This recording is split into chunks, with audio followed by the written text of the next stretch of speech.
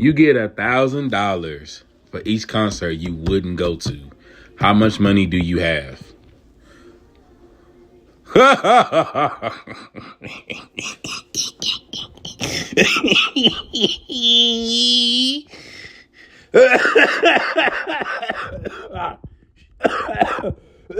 Oh, shit.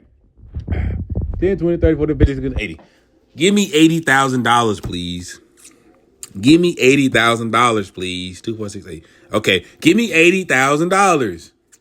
Cause it's only one person out here I will even want to see go in concert. That's either Beyonce or Cardi B. It's between them two. But honestly, I can live without seeing both of them live or go on concert. Give me my $80,000. Actually, no, hold on. 2, 4, 6, 8. Yeah, give me $80,000.